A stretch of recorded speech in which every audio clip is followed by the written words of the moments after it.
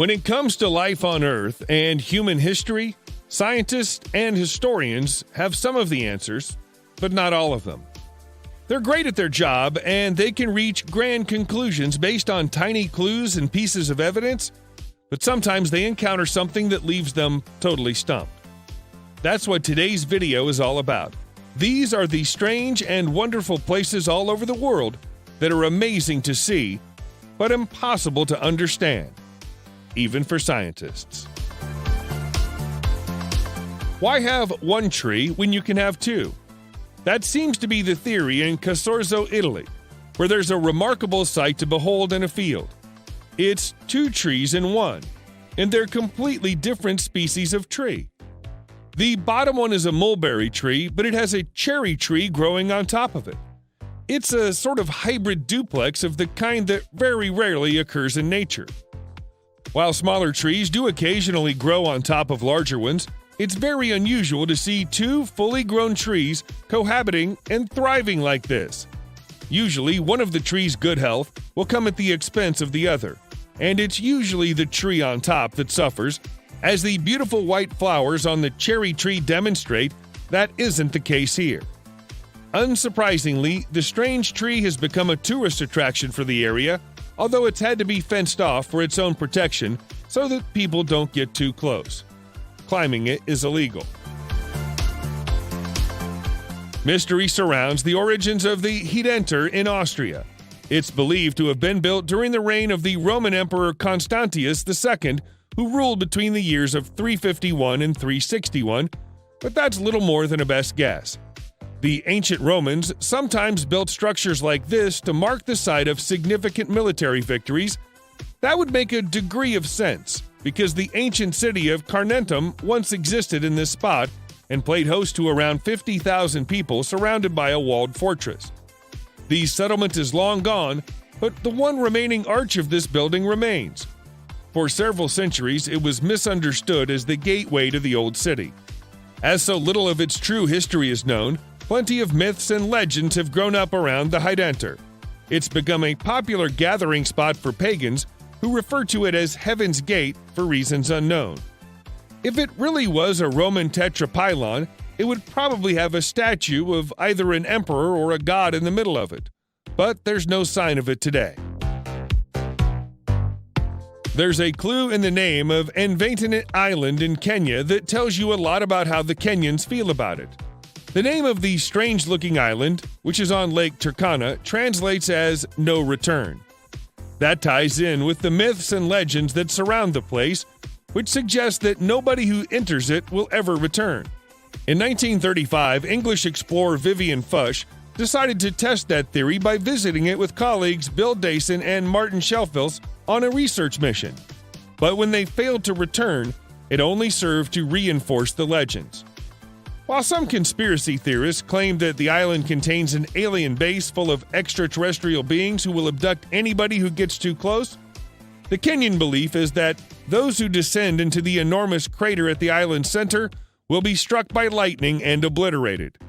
Photographs taken by planes that have flown over the crater show what appear to be the remains of ancient huts at its center, but nobody's been brave enough to go and inspect it with their own eyes for a very long time. Perhaps that's for the best. There are many ancient and wonderful temples in Syria, most of which have their own fascinating story to tell, but the fascination with the Temple of Ain Dara is especially strong.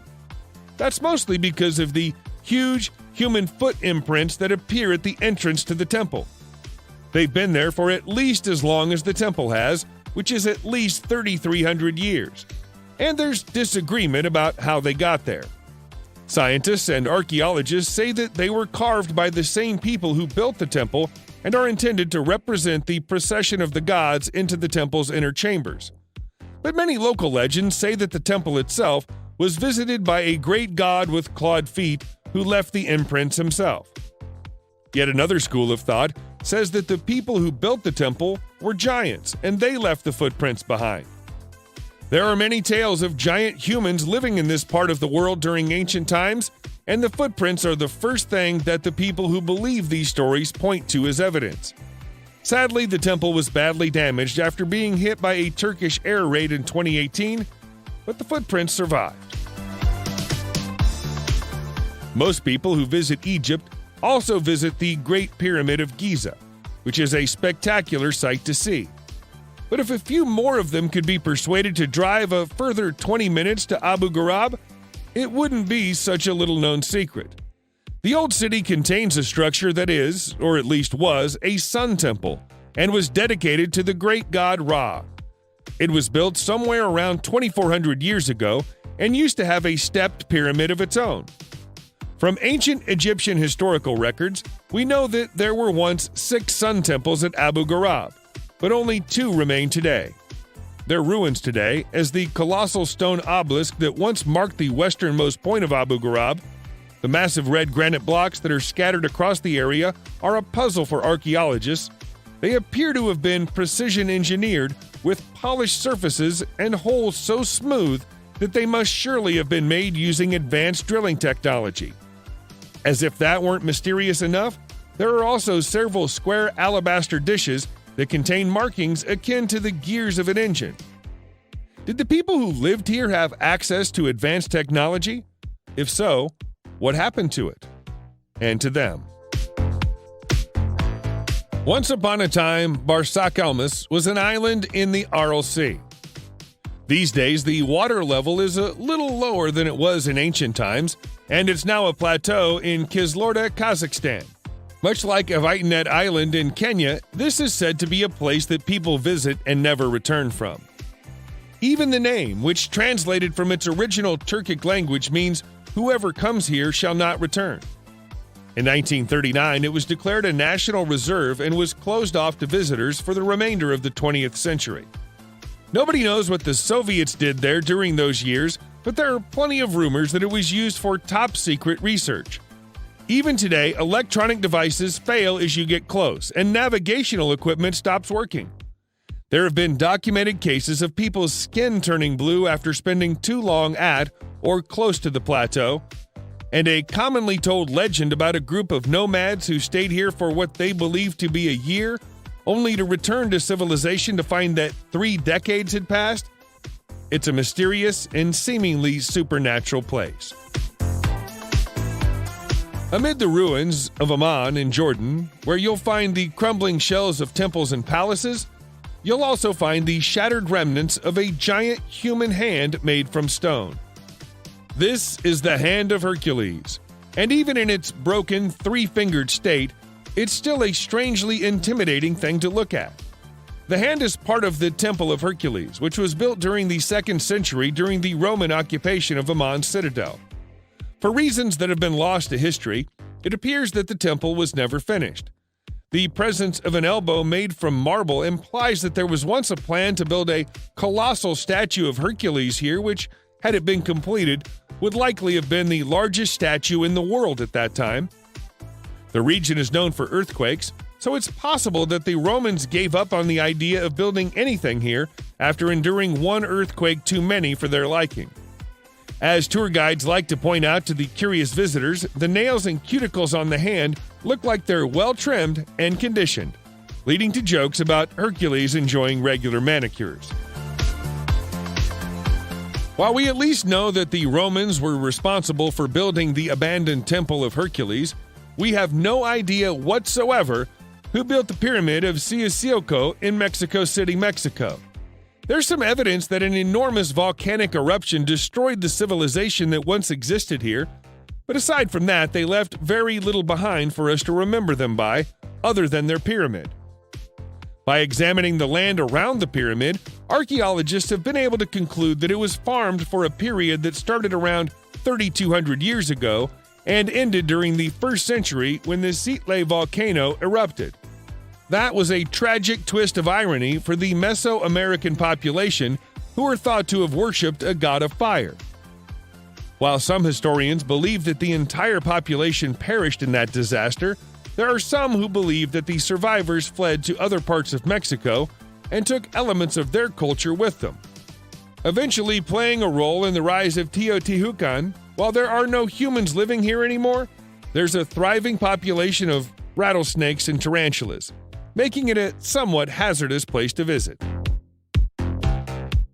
The mystery of the lost city of the Kalahari is an existential one, by which we mean that there's controversy about the question of whether it really exists at all.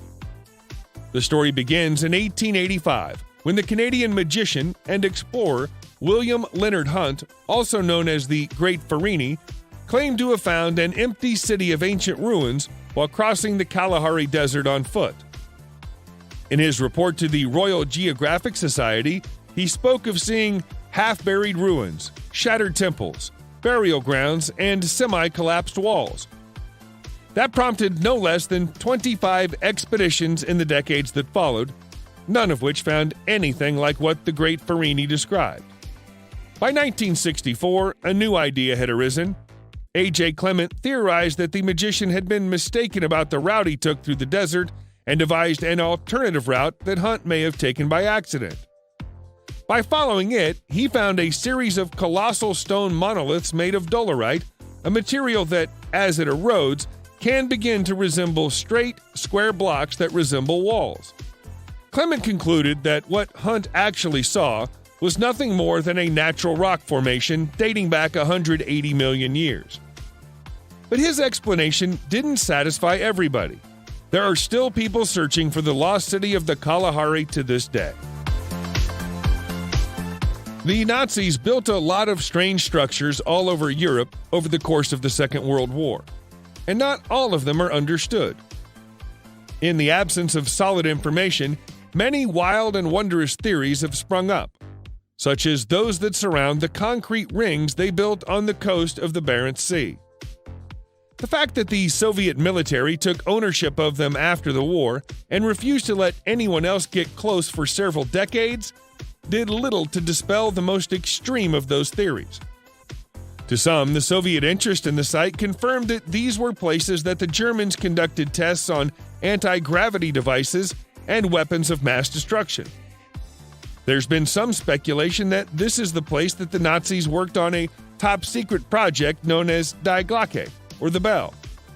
Other than knowing its shape, nobody truly knows what Die Glocke was supposed to do, aside from the fact that it was a fearsomely powerful weapon.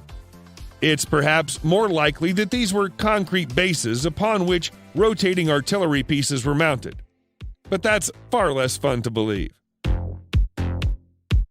There are people who live in the town of Swinton in North Yorkshire, England, who believe that there's an ancient temple in their neighborhood.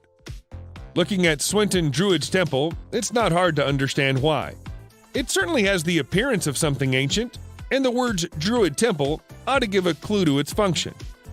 In reality, however, it was built a mere 2 centuries ago by an extremely eccentric landowner, William Danby, who lived in Swinton during the 1820s, was a wealthy and generous man who was concerned about rising unemployment in his hometown. To help solve the problem, he paid dozens of locals to build the temple for him as an effigy to Stonehenge. Once that was done, he offered a huge financial reward to anyone capable of living as a hermit in the middle of it for 7 years. Someone managed to stay for 4.5 years, but nobody managed all 7, and William's reward was never claimed. Even though it's not really an ancient temple, it's still visited by New Age pagans and Druids every summer solstice. Gunjiwamp in Groton, Connecticut, USA, is the type of place that gives archaeologists and historians a headache. The settlement has been used and reused by a variety of settlers for at least 1,400 years, all of whom left their own mark on the landscape. There are stone chambers, stone rings, etching on the walls that don't correspond to any known language, and Native American artifacts. There are so many traces of human occupation in Gunjiwamp, it's impossible to say where one era of its use ended and the other began, or even who was the first there. One popular theory is that it was built in the 6th century by Celtic Christian monks who'd run away from Ireland to escape Viking raids, but that would rewrite the accepted history of pre-Columbian America and also disregards several pieces of evidence that suggest the site is far older. Occasional spikes in electromagnetic activity have been detected at Gunjiwamp, which scientists put down to the composition of magnetite, granite, and quartz rocks. But conspiracy theorists buy into the idea that it's either an alien base or an energy vortex. One lithic stone tool found buried here is at least 3,500 years old, which blows a hole in the Celtic monk theory. We don't know whether it was built in stages or all at once, and frustratingly, we probably never will. Subscribe to the channel and turn on notifications, and you will be the first to know when a new video comes out. Thank you for watching, and see you in the next video.